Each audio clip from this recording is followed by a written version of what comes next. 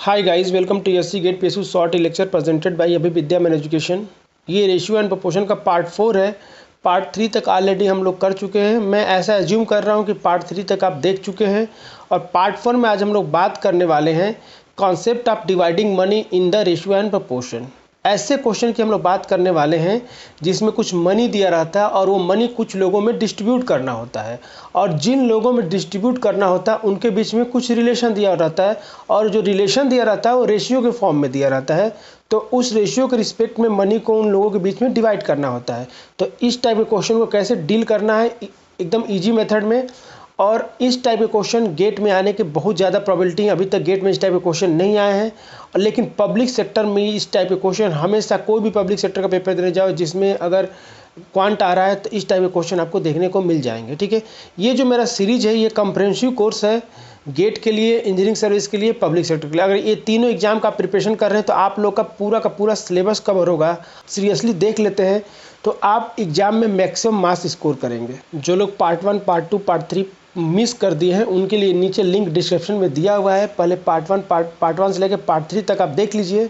अगर आप ऐसा करते हैं तो पार्ट 4 को समझने में आपको हेल्प मिलेगा और आसानी से पार्ट 4 के कॉन्सेप्ट को समझ पाएंगे और क्वेश्चन को ईजिली सॉल्व कर पाएंगे। आज हम लोग ऐसे क्वेश्चन की बात करने वाले हैं जिसमें मनी का डिस्ट्रीब्यूशन करेंगे कुछ लोगों के बीच में, और उन लोगों के बीच में कुछ रिलेशन दिया रहेगा, और उन लोगों के बीच में जो रिलेशन दिया रहता है वो रेशियो के फॉर्म में दिया रहता है। तो उस मनी को कैसे डिस्ट्रीब्यूट करेंगे उस रेशियो के फॉर्म में, वही चीज़ हम लोग सीखने वाले हैं। तो इसको समझाने के लिए मैं एक छोटा सा एग्जांपल लेता हूँ आपके सामने। मान लो कि मैं आपको 100 रुपीज़ दिया और बोला कि जाओ ए और बी को दे के आ जाओ, ए और बी में 100 रुपीज़ डिस्ट्रीब्यूट करके आ जाओ। तो आप बोलोगे ठीक है सर, दे दीजिए, मैं 100 रुपीज़ ले जाके ए और बी में डिस्ट्रीब्यूट कर देता हूँ। लेकिन आपके दिमाग में तुरंत क्वेश्चन ये आएगा, सर ए को कितना दूंगा, बी को कितना दूंगा। ठीक है, तो मैं बोला एक एडिशनल इन्फॉर्मेशन दिया। मैं बोला कि जब दोनों ऐसे पैसा आप ए और बी को देना है कि जब पैसा उन दोनों को जितना मिल जाए, ए को जितना मिले बी को मिले, उन दोनों का जब रेशियो लिया जाए तो 1:3 का रेशियो आ जाए। कितने का रेशियो आ जाए? 1:3 का रेशियो आ जाए। ठीक है, तो ऐसे पैसा आपको बांटना है। इतना पैसा ए को देना है और कुछ पैसा बचा हुआ पैसा बी को देना है कि उन दोनों का जब रेशियो लिया जाए तो 1:3 का रेशियो में आ जाए। तो आप क्या करोगे, इस टाइप के क्वेश्चन सॉल्व करने के लिए आपको क्या करना पड़ेगा, एक्स की वैल्यू मानोगे। ऐसे करके अर्थमेटिक आप से मेथड से करोगे तो बहुत टाइम लगेगा। इसका शॉर्टकट मैं फर्स्ट पार्ट में भी बताया था, अभी भी बता रहा हूँ। तो देखो, आपको ऐसे सोचना है कि आपको ए को 1 यूनिट देना है तो बी को कितना देना है, 3 यूनिट देना है। अगर आपके पास 4 यूनिट है, 4 यूनिट का मतलब 4 यूनिट है, तो उसमें से 1 यूनिट किसको दोगे, ए को दोगे, और 3 यूनिट किसको दोगे, बी को दोगे। ठीक है, अगर 4 यूनिट रहेगा तब ध्यान से समझना, तो उसमें से 1 यूनिट ए को दोगे और बी को कितना दोगे, 3 यूनिट दोगे। लेकिन अगर यही 4 यूनिट की वैल्यू आपके पास 4 की जगह पे क्या है, 100 है, यानी कि 4 यूनिट की वैल्यू क्या दिया हुआ है, आपके 100 दिया हुआ है, यानी 1 यूनिट की वैल्यू कितनी हो जाएगी, 25। तो 1 यूनिट की वैल्यू जो हो गई 25 हो गया। इसका मतलब यहाँ से जब ये हमको पता चल गया कि 1 यूनिट की वैल्यू 25 है, तो ए को कितना देना है, 1 यूनिट देना है। तो ए को 1 यूनिट का मतलब ए का जो शेयर हो जाएगा कितना हो जाएगा, ए का जो शेयर हो जाएगा 1 यूनिट, और 1 यूनिट की वैल्यू कितनी है, 25। तो ये हो जाएगा 25 रुपीज़ ए को मिलेगा। सिमिलरली अगर बी की बात करें तो बी का शेयर कितना हो जाएगा, तो बी कितना यूनिट ले रहा है, तो बी ले रहा है 3 यूनिट, और 1 यूनिट की वैल्यू कितनी है, 25। तो ये कितना हो जाएगा, 75 रुपीज़ बी को मिलेगा। अब देखो, ए और बी को जब आप डिस्ट्रीब्यूट कर दोगे दोनों का सम 100 आना चाहिए कि नहीं, क्योंकि 100 रुपीज़ आप कर रहे हो, तो यहाँ से 100 रुपीज़ आ जा रहा है। तो ये हो गया ए और बी का डिस्ट्रीब्यूशन। तो जब भी इस टाइप का डिस्ट्रीब्यूशन आएगा तो आपको ऐसे डिस्ट्रीब्यूट करना है। अब देखो बच्चों, आपको एक चीज़ दिमाग में आ रहा होगा कि सर यहाँ पे 2 लोगों के बीच में डिस्ट्रीब्यूट करना था, अगर यहीं पे 3 लोग होंगे तो क्या करेंगे। तो जैसे मैं मान लो एग्जांपल ले रहा हूँ एक दूसरा, कि मैंने आपको दिया 600 रुपये, और मैं बोला कि आप ए और बी एंड सी के बीच में जाकर डिस्ट्रीब्यूट करके आ जाओ। तो आप बोलोगे सर कुछ तो रिलेशन बताओ कि ए को कितना देना, बी को कितना देना, सी को कितना देना। मैंने आपसे सिंपल से बोला कि ए ऐसे पैसा बांटना है कि ए और बी और सी का जो रेशियो हो जाए 1:2:3 हो जाए। मैं ऐसे बोल दिया आपको। तो आप कैसे डिस्ट्रीब्यूट करो, किसको कितना दोगे, कैसे पता चलेगा। तो आप क्या करोगे, बोलोगे कि सर ए को 1 यूनिट देना है, बी को 2 यूनिट देना है, सी को 3 यूनिट देना है। तो टोटल कितना हो गया, 6 यूनिट। यानी कि 6 यूनिट अगर हमारे पास रहता है, अगर हमारे पास 6 यूनिट रहेगा, और जो 6 यूनिट रहेगा उसमें से 1 यूनिट ए को दे देंगे, 2 यूनिट बी को दे देंगे, 3 यूनिट किसको दे देंगे, सी को दे देंगे। लेकिन हमारे पास 6 यूनिट नहीं, हमारे पास कितना है, 600 है। यानी कि जो 6 यूनिट की जो वैल्यू हमारे पास दी है वो दी है 600। यानी यहाँ से हमको 1 यूनिट की वैल्यू निकालेंगे बच्चों, तो ये आ जाएगी 100। 1 यूनिट की वैल्यू आ गई 100 हमारे पास। इसका मतलब ये हो गया बच्चों कि 1 यूनिट की वैल्यू 100 आ गई, मतलब ए को कितना देना है, ए का अगर हमको शेयर अब से निकालना हो, ए का शेयर तो कितना हो जाएगा, ए का जो शेयर हो जाएगा बच्चों 1 यूनिट है, 1 यूनिट की वैल्यू कितनी है 100, तो यह आ जाएगा 100 रुपीज़। सिमिलरली अगर बी का शेयर पूछेगा तो बी का शेयर कितना हो जाएगा, तो बी कितना यूनिट है, 2 यूनिट है, 1 यूनिट की वैल्यू कितनी है 100 है, तो यहाँ पे कितना हो जाएगा 200 हो जाएगा। उसी तरह अगर सी का शेयर आपसे कोई पूछ दे, सी का शेयर कोई पूछ दे, तो सी का शेयर कितना होगा, सी कितना है 3 यूनिट है और 1 यूनिट की वैल्यू कितनी 100 है, तो यहाँ से हो जाएगा 300 रुपीज़। तो ये हो जाएगा सी का यूनिट। अगर कोई आपसे पूछे कि सी को और ए को जितना मिल रहा है उनके बीच का डिफरेंस कितना है, तो देखो एक सी को 3 यूनिट मिल रहा है, एक को 1 यूनिट मिल रहा है, तो सी माइनस ए को ए कितना यूनिट हो जाएगा, तो सी माइनस ए का जो शेयर का यूनिट हो जाएगा 2 यूनिट। अब 1 यूनिट की वैल्यू कितनी 100 है, तो कितना हो जाएगा 200 रुपये हो जाएगा। अब इसको देखो हम लोग डायरेक्ट निकाल लिए, या फिर आप देखो ए और सी का, देखो ए को 100 मिल रहा है, सी को 300 मिल रहा है, दोनों का डिफरेंस कितना आएगा 200 आएगा। तो वही तो आ रहा है कि नहीं आ रहा है। तो इस क्वेश्चन में ऐसे कुछ भी पूछेगा, अगर आप 1 यूनिट की वैल्यू निकाल लिए तो आप पूरा का पूरा कैलकुलेशन परफॉर्म कर लोगे और जो भी पूछेगा आप इजीली उसको सॉल्व कर लोगे। क्लियर है। अब देखो इस क्वेश्चन में, ये तो स्ट्रेट फॉरवर्ड क्वेश्चन, ऐसा क्वेश्चन ये जो टाइप का जो मैं बताया, इस टाइप में ऐसे बोलेगा कि राम एक जगह पर राम और श्याम दे देगा, मनी चेंज कर देगा, रेशियो चेंज कर देगा, लेकिन कॉन्सेप्ट तो सेम रहेगा ना। और 3 लोगों में डिस्ट्रीब्यूशन वाला क्वेश्चन गेट में आएगा। अगर इसी क्वेश्चन को मुझे थोड़ा सा टफ बनाना है तो मैं क्या करूँगा, जैसे मैं ऐसे बोलूँगा कि ये लो 600 रुपीज़ ले जाओ, ए बी और सी के बीच में बांट दो। तो आप बोलोगे सर ए बी सी में कुछ रिलेशन बताइए कि किसको कितना देना है। तो मैं बोला बच्चों कि ए और बी का जो रिलेशन होना चाहिए हमारा 1:2 होना चाहिए, और B:C का जो रिलेशन होना चाहिए 2:3 होना चाहिए। मैं ऐसे आपको बोल दिया। तो अब आपका काम क्या हो जाएगा कि आपका काम थोड़ा बढ़ गया। ये वाला क्वेश्चन आसान था। अब आपको सबसे पहले क्या करना पड़ेगा, इन दोनों रेशियो को ज्वाइन करना पड़ेगा, और ज्वाइन करके आपको ए बी और सी का रेशियो निकालना पड़ेगा। उसके बाद जब ये आप फाइंड कर लोगे तब जाके आपको क्वेश्चन को आगे फर्दर सॉल्व करोगे, बाकी सेम प्रोसेस होगा। ठीक है। तो सबसे पहले इस टाइप के क्वेश्चन में रेशियो को ज्वाइनिंग आपको आना चाहिए, क्योंकि अगर 3 वेरिएबल है, 3 पर्सन की बात किया तो 2-2 का पेयर बना के 2 जो रेशियो दे देगा, उन रेशियो को ज्वाइन करके आपको थर्ड रेशियो फॉर्म करना पड़ेगा। तो इस टाइप के क्वेश्चन में थोड़ा सा कैलकुलेशन हो जाएगा। तो मैं ऑलरेडी आप लोग को रेशियो निकालना, रेशियो को ज्वाइन करना सिखा चुका हूँ। वैसे तो मैं आप लोग को 2 रेशियो को ज्वाइन करना सिखा चुका हूँ, एक एलसीएम मेथड और सेकेंड था मैट्रिक्स फॉर्म मेथड। दोनों के दोनों मेथड आसान है, आप जो चाहें अप्लाई कर सकते हैं, लेकिन उन दोनों मेथड को अप्लाई करने के लिए 1-2 लाइन आपको लिखना पड़ता है। लेकिन अभी मैं एक शॉर्टकट ऐसा बताने वाला हूँ जिसमें आपको 1 लाइन लिखने की भी जरूरत नहीं पड़ेगा, डायरेक्ट आप आंसर लिख सकते हैं। ठीक है। जैसे मैं एक एग्जाम्पल लेकर आपको समझाता हूँ। जैसे मान लो कि ए और बी का रेशियो बच्चों यहाँ पे दिया हुआ है 1:2 और B:C का रेशियो दिया हुआ है 3:2, ऐसे रेशियो दिया हुआ है। अब आपसे पूछेगा कि ए और बी को इन दोनों रेशियो कंबाइन करके A-B-C का रेशियो निकालो, अब क्या होगा, ये आपको पूछेगा। ठीक है। तो मान लो कि मेथड 1 में इसको आपको बताया था क्या कि मैट्रिक्स फॉर्म बताया था। मैट्रिक्स फॉर्म में क्या करते थे हम लोग, ए और बी ऐसे लिखते थे, और ए के सामने कितना 1 है, बी के सामने कितना है, तो ऐसे हमने लिख लिया। फिर बी और सी है तो बी और सी हमने लिख लिया, बी के सामने कितना है तो 3 लिख लिया, सी के सामने कितना है तो 2 लिख लिया। अब देखो जिस रो में जो पोजीशन खाली, जैसे फर्स्ट वाले रो में ये वाला पोजीशन खाली है, सेकेंड वाले रो में ये पोजीशन खाली है, तो इसको पुट करने के लिए हम लोग क्या करते हैं, उसके पास वाले उसी रो के पास वाले एलिमेंट को वहाँ पुट कर देते हैं। जैसे यहाँ पे 2 है तो इसके पास में क्या है तो 2 को पुट कर देंगे। यहाँ पे 3 है तो यहाँ पे क्या करेंगे 3 को पुट कर देंगे। ठीक है। अब उसके बाद क्या करेंगे, आपस में मल्टीप्लाई कर देंगे। तो 1:3 कितना होता है 3 होता है, 2:3 कितना होता है 6 होता है, 2:2 कितना होता है 4 होता है। तो इसकी जो वैल्यू आएगी, इसका अगर रेशियो निकाले तो ABC का जो रेशियो आ जाएगा वो आ जाएगा 3:6:4। ये आपका आंसर हो जाएगा। ठीक है। अब मेथड 2 में हम लोग क्या बोले थे बच्चों कि एलसीएम मेथड क्या होता था बेसिकली कि 1/2 जैसे लिखा हुआ है, B/C लिखा हुआ है 3/2। तो हम लोग एलसीएम मेथड में क्या करते थे कि 2 रेशियो के बीच में जो कॉमन एलिमेंट होता है दोनों में इक्वल करते हैं। जैसे यहाँ पे B की वैल्यू 2 है, 2 यूनिट है, यहाँ पे B की वैल्यू 3 यूनिट है, तो इन दोनों जगह B की जब सेम यूनिट होगी तभी A और C में रिलेशन हम निकाल पाएंगे। तो हम लोग क्या करते थे, इसको सेम करने के लिए जो B की वैल्यू यहाँ पे जितनी यूनिट है इस रेशियो में ऊपर नीचे मल्टीप्लाई कर देते थे, और जितना यूनिट बी यहाँ पे इस रेशियो में ऊपर नीचे मल्टीप्लाई कर देते थे, तो दोनों में बी क्या हो जाता था, सेम हो जाता था। और उसके बाद हम लोग क्या करते थे, रेशियो लिख लेते थे। अब मैं जो आप लोगों को शॉर्टकट बताने वाला हूँ बच्चों, वो शॉर्टकट एलसीएम मेथड से ही निकला है, ठीक है। डायरेक्ट आप ऐसे रेशियो दिया रहेगा, आप इसको ऐसे डायरेक्ट एबीसी का रेशियो लिख सकते हैं। आप कैसे लिखेंगे तो ध्यान देना इस बात को। जैसे मैंने एबीसी लिखा, ध्यान देना, तो ए का जो ए कितना यूनिट होगा एबीसी के रेशियो में, तो देखो ये दोनों रेशियो को ऐसे लिख लो, इसी फॉर्म में लिख लो, और ऊपर वाले दोनों एलिमेंट को आपस में मल्टीप्लाई कर दो, तो वो ए का यूनिट आ जाएगा। मतलब ए कितना आएगा, 1 × 3 यूनिट आएगा। अगर बी को निकालना है बच्चों, तो बी को निकालना है तो क्या करना पड़ेगा, ये एलिमेंट को दूसरे वाले रेशियो के ऊपर वाले एलिमेंट से क्या करना पड़ेगा, आपको मल्टीप्लाई करना पड़ेगा। यानी कि यहाँ पे हो जाएगा 2:3। और सी एलिमेंट का कितना यूनिट होगा, तो बच्चों जो डिनोमिनेटर में जो एलिमेंट होंगे उस सबको आपस में क्या करना पड़ेगा, मल्टीप्लाई करना पड़ेगा। ये 2:2, यानी ये जो आ जाएगा 3:6:4। ये रेशियो डायरेक्ट आप लिख सकते हैं, ठीक है। अब देखो यहाँ पे दो चीज़ें हैं बच्चों कि ऐसा देखिए, अगर ऑप्शन आपसे दिया हुआ एबीसी का रेशियो, तो ए को तो आप तुरंत इजीली निकाल लेंगे, सी को भी निकाल लेंगे, क्योंकि ए क्या होता है, ए कितने यूनिट होता है, ऊपर के जितने एलिमेंट है सबको आपस मल्टीप्लाई कर दो, और सी के लिए क्या करो, नीचे वाले जितने एलिमेंट है सबको मल्टीप्लाई कर दो। तो ये वाला और ये वाला निकालना बहुत आसान है। अगर ऑप्शन दिया रहेगा तो आप ए और सी का रेशियो आपको पता रहेगा, तो ऑप्शन से देख के ए और सी का रेशियो कहाँ पे सेम आ रहा है वही आपका आंसर हो जाएगा।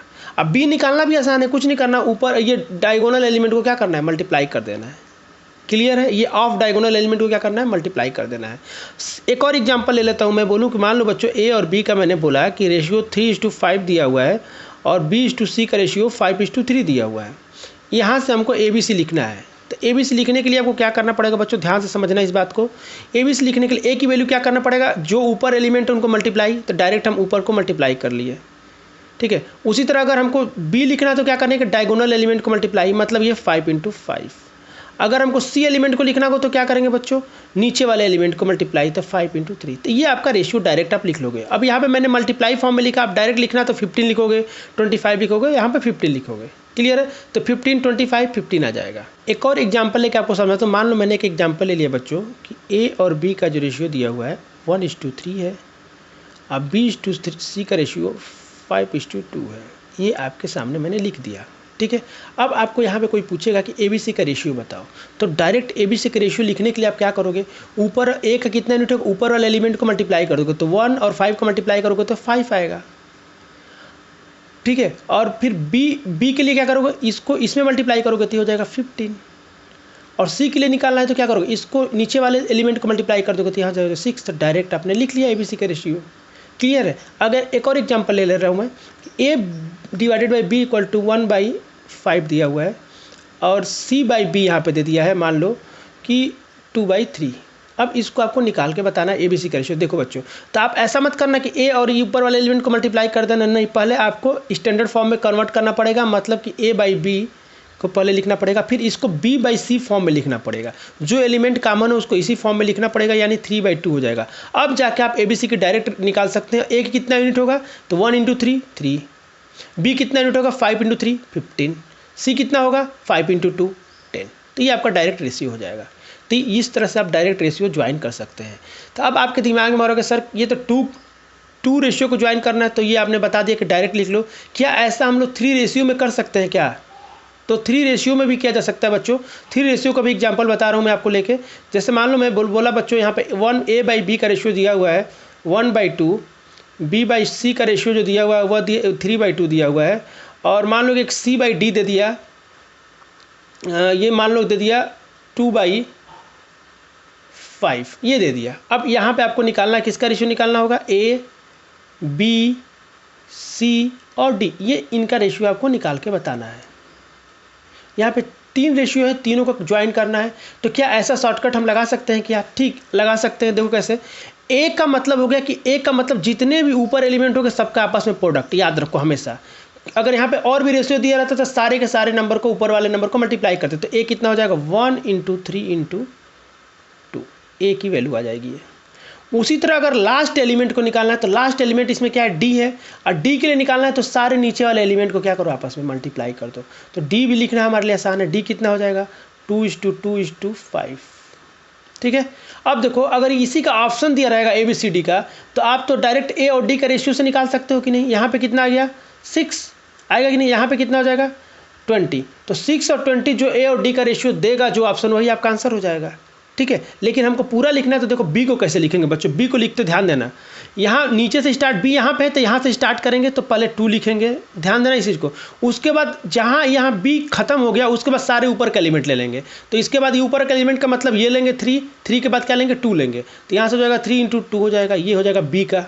उसी तरह अगर सी का लिखना होगा, ध्यान देना सी क्या है यहाँ पे है, तो बी को लेंगे यहाँ पे, सी को लेंगे। जब यहाँ तक हमने सी को ले लिया नीचे तक, तो 2:2, उसके बाद जितने भी रहेंगे सबको क्या करना पड़ेगा, ऊपर का लेना पड़ेगा। उसके बाद कौन सा लेंगे, 2 लेंगे, तो यहाँ पे 2 ले लेंगे। ठीक है, तो इसका रेशियो निकालेंगे तो ये हो जाएगा 6, 12 और ये हो जाएगा 8। तो इनका रेशियो हो जाएगा 6, 12 और 20। ये इसका रेशियो डायरेक्ट हम लिख सकते हैं, आपको कोई भी टेबल फॉर्म बनाने की जरूरत नहीं है। फिर से एक बार रिपीट कर रहा हूँ, ए का निकालना, जो फर्स्ट एलिमेंट है उसका निकालना बहुत आसान है, सारे ऊपर का मल्टीप्लाई कर दो। लास्ट एलिमेंट का भी निकालना आसान है, सारे नीचे का मल्टीप्लाई कर दो। लेकिन जब सेकेंड एलिमेंट का निकालोगे बच्चों, तो पहले ये वाला नंबर लोगे, इसके बाद सारे ऊपर का लोगे। थर्ड का एलिमेंट का निकालना होगा तो थर्ड एलिमेंट के लिए नीचे का 2 लोगे, बाकी ऊपर का ले लोगे। फोर्थ एलिमेंट का निकालना होगा तो नीचे का 3 ले लोगे, फिर बाकी एलिमेंट के ले लोगे। तो ऐसे करके 5, 6, 7, 8 जितना भी रेशियो को ज्वाइन करना हो, आप इसी कॉन्सेप्ट से सारे रेशियो को ज्वाइन कर लेंगे और डायरेक्ट एक लाइन में आप आंसर लिख लेंगे। ठीक है, ये शॉर्टकट का शॉर्टकट है। क्लियर है आपको? तो अगर ये शॉर्टकट आपको पसंद आ रहा है तो वीडियो को लाइक करना ना भूलेंगे और कमेंट करके बताइए कि आपको ये शॉर्टकट कैसे लग रहे हैं। रेशियो को ज्वाइन करने वाला कॉन्सेप्ट में आपका रिवाइज कर दिया और एक नया तरीका भी बता दिया कि आप डायरेक्ट एक लाइन में रेशियो को लिख सकते हैं। अब हम लोग क्वेश्चन की तरफ मूव करते हैं, देखते हैं क्वेश्चन जो हम लोग जिस टॉपिक पे क्वेश्चन स्टार्ट किए उस टॉपिक पे क्वेश्चन कैसे आते हैं। तो क्वेश्चन नंबर 1 देखते हैं बच्चों। क्वेश्चन नंबर 1 में क्या दिया हुआ है कि कुछ अमाउंट दिया है, इसको 3 लोगों में बांटना है, A, B, C 3 लोगों में बांटना है। तो रेशियो क्या दिया हुआ है कि ऐसे पैसे को बांटना है कि ए और सी को जितना पैसा दिया जाए उनका रेशियो 3:7 आ जाए। मतलब कि ऐसे बांटना है कि ए को जितना पैसा मिले और बी को इतना पैसा मिले कि दोनों का रेशियो लिया जाए तो 3:7 आ जाए। ठीक है भाई, बात मान लीजिए। फिर आगे क्या बोला है, ratio of amount of B to that of C. तो बी और सी का जो अमाउंट का रेशियो हो वो क्या हो जाए, बी और सी का जो अमाउंट का रेशियो हो जाए 6/5 आ जाए। ठीक है, और टोटल पैसा कितना हमको बांटना है, तो ये 38,000 देना है। क्लियर आपको? ऐसे लोगों में बांटना है। अब देखो इसी क्वेश्चन में ए बी सी का रेशियो डायरेक्ट दिया होता तो आप डायरेक्ट निकाल लेते, कोई कुछ भी पूछा होता। वैसे इस क्वेश्चन में पूछा है कि बी को कितना अमाउंट मिलेगा, तो आपको बी का अमाउंट निकालने के लिए सबसे पहले इसको ज्वाइन करोगे। जब ज्वाइन करोगे तभी तो आपको पता चलेगा ए कितना यूनिट ले रहा है, बी कितना यूनिट ले रहा है, सी कितना यूनिट ले रहा है। आप डायरेक्ट थोड़ी बोल दोगे। देखो इस रेशियो से हमको बस ये पता चलेगा कि ए 3 यूनिट लेगा तो बी 7 यूनिट लेगा। इस रेशियो से हमको पता ये चलेगा कि बी 6 यूनिट लेगा तो सी 5 यूनिट लेगा। लेकिन अलग अलग ये दोनों दिया रहेगा तो आपको ए और सी के रेशियो में आपको रिलेशन थोड़ी पता है कि ए को कितना यूनिट देंगे, बी को कितना यूनिट देंगे। इसके लिए हमको बी और सी को, बी दोनों में बी को क्या करना पड़ेगा, सेम करना पड़ेगा। मतलब बेसिकली 2 रेशियो को ज्वाइन करना है। और 2 रेशियो को ज्वाइन करना मैं आपको सिखा चुका हूँ कैसे करना है, एकदम डायरेक्ट बताओ। आप खुद सोचो क्या करना है। ए के लिए क्या करने का, ऊपर के दोनों एलिमेंट को मल्टीप्लाई करना पड़ेगा। तो 6 × 3 कितना होता है, 18। और बी के लिए क्या करना पड़ेगा, 7 × 6 का मल्टीप्लाई करना पड़ेगा तो कितना हो जाएगा 42। और सी के लिए क्या करना पड़ेगा, लास्ट एलिमेंट है सी, तो लास्ट एलिमेंट के लिए नीचे के एलिमेंट का मल्टीप्लाई करते तो हो जाएगा 35। ये आ गया 18, 42 और 35। इस रेशियो में आपको पैसे को डिवाइड करना है। अब देखो बच्चों, जैसे ये रेशियो पता चल गया तो इस रेशियो को पता चलने के बाद हमको एक चीज़ कन्फर्मेशन हो गया कि पैसे का हम लोग को करना क्या है कि अगर पैसा का 18 यूनिट हिस्सा अगर ए को दिए तो 42 यूनिट किसको देना पड़ेगा, बी को देना पड़ेगा। और 35 यूनिट किसको देना पड़ेगा, सी को देना पड़ेगा। इसका मतलब कि सबसे पहले पैसे को कितना यूनिट में डिवाइड करना पड़ेगा, तो ए बी सी के सम के यूनिट के बराबर करना पड़ेगा। तो यहाँ पे 18 + 42 + 35 करेंगे और ये जो यूनिट होगा, ये जितना यूनिट आएगा वो किसके कितने पैसे को डिवाइड करना है, 38,000 के, तो उतने यूनिट के बराबर होगा। समझ में आया कि नहीं आपको? उतने यूनिट में इसको डिवाइड करना है। अब इसको ध्यान से देखो, इसको जब सम करोगे बच्चों तो ये हो जाएगा 50, 60 और 35, 95। तो 95 यूनिट की जो वैल्यू है बच्चों वो दिया है 38,000। ठीक है, अब ध्यान से देखो, तो अगर आपको ध्यान से देखोगे तो ये 95 का 4 टाइम कितना जाता है, 380 जाता है, तो ये आ गया 400। यानी कि 1 यूनिट की वैल्यू कितनी आ गई बच्चों, 400। 1 यूनिट की वैल्यू 400 है, ये हमको पता चल गया। जब 1 यूनिट की वैल्यू पता चल गई तो आप ए बी सी का कुछ भी निकाल सकते हैं।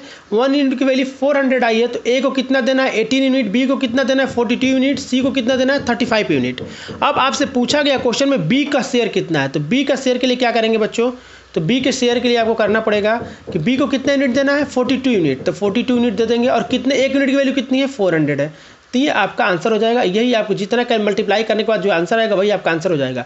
आपको इसको मल्टीप्लाई करने का जरूरत भी नहीं है। आप जैसे इसको ऐसे फॉर्म में लिखे तो आपको एकदम तुरंत क्लियर हो जाना चाहिए कि जो भी आंसर आएगा उसके लास्ट में 20 आएगा। तो ये तो सी आंसर हो नहीं सकता, ठीक है। तो जो भी आंसर आएगा उसके लास्ट में 20 है। और यूनिट डिजिट क्या होगा बच्चों, तो 8 होगा। तो जिसका यूनिट डिजिट 8 आ रहा होगा वही आंसर हो जाएगा। 20 के बाद 8 आ रहा होगा, इसमें नहीं आ रहा है, इसमें नहीं आ रहा है, तो B is the correct answer. अगर ये इजी नंबर भी था, मल्टीप्लाई भी कर सकते थे 116। तो ये मैं इसलिए बताया बच्चों कि कई बार रिवर्स अप्रोच से आपको ये नंबर टफ होता तो आपको मल्टीप्लाई करने की जरूरत नहीं। जैसे मान लो यहाँ पर 77 दिया होता, यहाँ पे 9 दे देता, तो आपको मल्टीप्लाई करने में टफ होता ना। तो आप यूनिट डिजिट के कॉन्सेप्ट से, नंबर ऑफ जीरो के कॉन्सेप्ट से आप इसको सॉल्व कर सकते थे आसानी से। तो इसका आंसर हो गया बी। इसी क्वेश्चन में ए का पूछ देता तो ए का शेयर क्या हो जाता, ए कितना यूनिट है, 18 यूनिट है। तो ए में क्या करते, 400 का मल्टीप्लाई कर देते थे, क्योंकि 1 यूनिट की वैल्यू कितनी है, 400 है। उसी तरह सी का पूछेगा तो क्या करोगे, सी कितना है, 35 यूनिट है। सी 35 यूनिट है तो क्या करोगे, उसमें 400 का मल्टीप्लाई कर दोगे, क्योंकि 1 यूनिट की वैल्यू कितनी है, 400 है। तो यहाँ से ए बी सी की वैल्यू आ जाएगी, ठीक है। तो आप कुछ भी निकाल सकते हो, क्वेश्चन में कुछ भी दिया रहेगा, आप इजीली निकाल लोगे। बस यहाँ पे रेशियो को ज्वाइन करने आपको और आ गया, तो रेशियो को ज्वाइन करने जो कि आपको एक लाइन में मैं सिखा चुका हूँ। तो इस क्वेश्चन को सॉल्व करने में अगर आपको थोड़ा सा भी कैलकुलेशन अच्छा है तो 30 सेकेंड में आपका आंसर आ जाएगा, क्योंकि आपको रेशियो लिखना मैं सिखा दिया हूँ। रेशियो लिखने में 10 सेकंड लगेगा और ये कैलकुलेशन करने में 20 सेकंड लगेगा। अगर मान लो कि इससे ज़्यादा लगता है, मान लो 1 मिनट में भी क्वेश्चन का आंसर निकाल लेते हो तो अच्छा है, क्योंकि गेट के एग्जाम में आपको टाइम मिलता है, आप इजीली क्वेश्चन को सॉल्व कर सकते हैं, ठीक है। अगर प्रैक्टिस करोगे तो 30 सेकंड के अंदर आंसर आ जाएगा, ठीक है। ये सेकंड क्वेश्चन है, सेम कॉन्सेप्ट है, इसको देखते हैं। A man divide has property so that his son share to his wife and wife share to his daughter are both in the ratio of 5:2। तो देखो, एक आदमी है, यहाँ तक पता चला कि एक आदमी है, ठीक है भाई, वो अपने प्रॉपर्टी को अपने सन को देता है, वाइफ को देता है और डॉटर को देता है, 3 लोगों में डिस्ट्रीब्यूट करता है। अब तीनों के रेशियो एक साथ नहीं दिया हुआ है, पहले दिया हुआ है सन के साथ, सन और वाइफ का दिया हुआ है, फिर वाइफ और डॉटर का दिया हुआ है। इसका मतलब ये हो गया बच्चों कि यहाँ भी पहले रेशियो को ज्वाइन करना पड़ेगा। क्लियर है यहाँ तक? आगे क्या लिखा है उसको पढ़ते हैं। इफ़ द डॉटर गेट्स इतना लेस, तो डॉटर क्या करती है, जो डॉटर को जो पैसा मिलता है वो 29,400 लेस मिलता है, किससे, सन से। यानी कि जो अपने बेटे को जितना पैसा देता है उससे 29,400 रुपये कम जो है अपनी लड़की को देता है वो। तो value of the whole property की वैल्यू कितनी होगी। सेम क्वेश्चन है, सेम कॉन्सेप्ट लगेगा, बस लास्ट स्टेप में थोड़ा सा इसमें कुछ नंबर अलग दिया हुआ। अब क्या दिया हुआ उसके बारे में मैं आपको बताता हूँ। तो देखो, सबसे पहले तो आपको रेशियो निकालना पड़ेगा। तो सबसे पहले दिया हुआ है बच्चों सन और वाइफ का रेशियो दिया हुआ है 5:2। फिर उसके बाद वाइफ टू डॉटर दिया हुआ है, वाइफ टू डॉटर का भी कितना दिया है, 5:2 दिया हुआ है। अब बच्चों इस रेशियो को ज्वाइन करना है। अब इन दोनों में कॉमन क्या, वाइफ है, तो ये स्टैंडर्ड फॉर्म में लिखा है तो हम डायरेक्ट ज्वाइन कर सकते हैं। तो सन, वाइफ और डॉटर का रेशियो डायरेक्ट अगर लिखना है तो क्या करोगे, सन के लिए क्या करोगे, ऊपर फर्स्ट एलिमेंट है सन, तो ऊपर के जितने भी नंबर है सबको मल्टीप्लाई कर दो 25। बी के लिए क्या करोगे, क्रॉस मल्टीप्लाई करोगे तो 10 हो जाएगा। और उसी तरह मतलब डब्लू के लिए निकाले हम लोग, उसी तरह डॉटर के लिए निकालोगे तो क्या करोगे, डॉटर लास्ट एलिमेंट है तो नीचे वाले एलिमेंट को मल्टीप्लाई कर दोगे, तो ऐसे कर देंगे।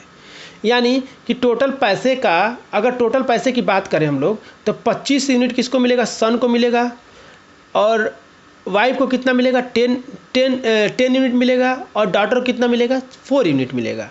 और टोटल पैसा का कितना यूनिट बनाना है, तो टोटल पैसे का यूनिट कितना हो जाएगा, 39 यूनिट।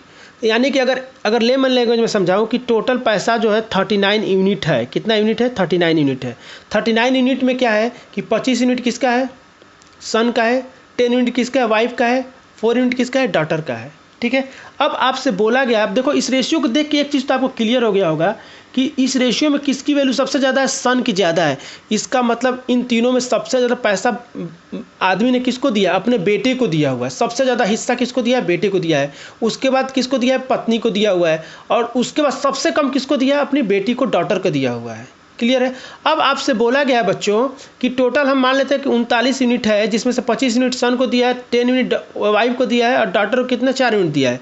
अब क्या हो रहा है, इस लाइन को देखो, इस लास्ट वाली line, if the daughter get 29,400 less than son, तो सन को जितना पैसा मिलता है उससे क्या करती है वो, उसको 29,400 रुपया कम मिलता है। अब देखो सन को 25 यूनिट मिला है और डॉटर को 4 यूनिट मिला है, यानी कि 25 - 4 जो यूनिट होगा उसकी वैल्यू कितना दिया हुआ है, 29,400 दिया हुआ है। सिंपल सा बात, ये बात सबको समझ में आ गई। सन को 25 यूनिट मिल रहा है, डाटर को 4 यूनिट मिल रहा है, तो 25 में से 4 घटाएंगे तो वही तो जो ज़्यादा यूनिट होगा उसकी जो वैल्यू होगी वही तो सन ज़्यादा ले रहा है। यानी यहाँ से 21 यूनिट की वैल्यू कितनी आ गई, 29,400 आ गई।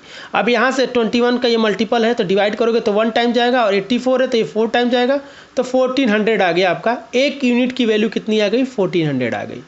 क्लियर है। जब एक यूनिट की वैल्यू 1400 आ गई और टोटल प्रॉपर्टी कितनी है बच्चों, होल प्रॉपर्टी कितनी है, वही पूछा आपसे होल प्रॉपर्टी। तो होल प्रॉपर्टी को हम लोग अभी देखे थे, कितना आ रहा था, 39 यूनिट आ रहा था, 39 यूनिट। अब 39 यूनिट की वैल्यू निकालना तो क्या करना पड़ेगा, 39 में किसका मल्टीप्लाई करना पड़ेगा, तो एक यूनिट की वैल्यू 1400 है तो यहाँ से 1400 का मल्टीप्लाई करना पड़ेगा, तो होल प्रॉपर्टी की वैल्यू आ जाएगी। होल प्रॉपर्टी की वैल्यू आ जाएगी। तब देखो इसको सॉल्व करने की जरूरत नहीं है, आपको पता है कि जब भी इसको सॉल्व करेंगे लास्ट में 2 जीरो आएगा, 2 से ज़्यादा ना आएगा ना कम आएगा। तो ऑप्शन को देखो, तो सी ऑप्शन में एक ही जीरो दिया हुआ तो ये हो नहीं सकता, यहाँ पे 3 जीरो दे दिया, ये भी नहीं हो सकता है। तो या तो ऑप्शन ए होगा या तो ऑप्शन डी होगा, क्योंकि दोनों में 2 जीरो दिया हुआ है। तो कोई बात नहीं, जीरो के बाद जो यूनिट प्लेस आता है उसको निकाल लेते हैं। तो यहाँ पे जब मल्टीप्लाई करोगे तो यहाँ पे 6 आएगा यूनिट डिजिट, तो यानी कि जो भी ऑप्शन होगा यहाँ पे 6 आएगा और बाद में डबल 2 जीरो आएगा। अब देखो कौन सा ऑप्शन आ रहा है, तो A is the correct option, D जो है गलत हो जाएगा, ए आपका आंसर हो जाएगा। जिन लोगों को नंबर ऑफ जीरो किसी मल्टीप्लिकेशन में कितना होता है और यूनिट डिजिट क्या होता है, जिन लोगों को ये कॉन्सेप्ट क्लियर होगा वो उनको ये मल्टीप्लाई करने की ज़रूरत नहीं है। लेकिन अगर ये कॉन्सेप्ट अगर आप अभी तक नहीं पढ़े यूनिट डिजिट का, नंबर ऑफ जीरो निकालने का, तो कोई दिक्कत नहीं है, आप इसको मल्टीप्लाई कर लो। 14 का टेबल सबको पता होगा, ठीक है। तो उसकी पूरी प्रॉपर्टी कितने की है बच्चों, 54,600 की है, जिसमें से अब मान लो ये पूरी प्रॉपर्टी निकल गई। अगर इसी में आपसे पूछता बच्चों कि डॉटर को कितना रुपया मिल रहा है, तो एक यूनिट की वैल्यू 14 से निकली, तो डॉटर को कितना मिल रहा है, तो डॉटर को 4 यूनिट मिल रहा है, तो डॉटर को क्या करेंगे 4 × 14 से कर लेंगे। अगर इसी क्वेश्चन में पूछा होता, अगर इसी क्वेश्चन में वाइफ का पूछा होता तो 10 यूनिट मिला, एक यूनिट की वैल्यू कितनी 1400 है। अगर इसी में सन का पूछा होता तो क्या करते, सन का पूछा होता तो क्या करते हम लोग, 25 यूनिट दे रहा है और कितनी, एक यूनिट की वैल्यू कितनी है 1400 है। तो इनकी वैल्यू निकालेंगे और तीनों को सम करोगे बच्चों तो इतना ही आना है। इनका सम जब लोगे तो यही आएगा आंसर। एग्जाम में कुछ भी पूछेगा आप आंसर को इजीली निकाल लोगे। ये क्वेश्चन नंबर 3 है, जो कि होमवर्क है, आप लोग को घर से करके आना, घर पे करना है और इसका आंसर कमेंट करके बताना है। आंसर कमेंट करने का तरीका आपको ये होना चाहिए कि होमवर्क लिखना है आपको, ठीक है। होमवर्क लिख के और ऑप्शन अगर मान लो सी सही है तो सी ऑप्शन लिखो, उसके सामने सी की जो वैल्यू है उसको लिखो 7020, ऐसे करके आपको कमेंट करके बताना है कि क्या आंसर होगा। क्लियर है आपको। देखो जो लोग सीरियस हैं, जो मेहनत कर रहे हैं, उनसे मैं उम्मीद करता हूं कि वो जरूर सॉल्व करेंगे और कमेंट करके आंसर बताएंगे कि क्या होगा। ये आज क्लास का लास्ट क्वेश्चन, ये क्वेश्चन मैंने लास्ट क्लास में होमवर्क दिया था, बहुत लोगों ने कमेंट करके बताया और सही आंसर निकाला था। और देखो बच्चों होता क्या है कि देखो जिनको कुछ करना होता है वो कर ही लेते हैं, जिनको कुछ नहीं करना होता है कुछ नहीं करते हैं। तो जो लोग सीरियस कैंडिडेट हैं वो लोग आंसर को कमेंट करके बताते हैं और सॉल्व करते हैं, जो क्वेश्चन मैं होमवर्क देता हूं। और ये जो क्वेश्चन है बच्चों, ऐसा क्वेश्चन गेट में आता है, याद रखना। इसी टाइप के क्वेश्चन गेट में दिखेंगे जो कि जिसमें ना ही कोई फार्मूला काम करेगा, कुछ नहीं काम करेगा, बस आपका कॉमन सेंस काम करेगा। तो जो सिंसियर बच्चे हैं, अगर आप चाहते हो रेगुलर प्रिपरेशन अच्छे से करना और चाहते हो, अगर आप चाहते हो मैक्सिमम मार्क्स स्कोर करना, तो जो मैं क्वेश्चन होमवर्क देता हूँ उसका आंसर कमेंट करके बताया करो, ठीक है। अब क्वेश्चन पे आते हैं। क्वेश्चन में क्या बोला है बच्चों कि each member of club contribute as much as rupees as much as paises. देखो एक क्लब है, ठीक है, एक क्लब में कुछ मेंबर हैं। अब वो जो मेंबर है कुछ पैसे कंट्रीब्यूट कर रहे हैं, वो कितना कंट्रीब्यूट कर रहे हैं, तो जितना मेंबर है उतना रुपया और उतना पैसा कंट्रीब्यूट कर रहे हैं, ठीक है। एग्जाम्पल के लिए अगर मैं बोलूँ बच्चों कि मान लो कि यहाँ पे एक्स मेंबर है, तो एक्स मेंबर है तो हर एक मेंबर एक्स रुपया देगा और एक्स पैसा देगा साथ में।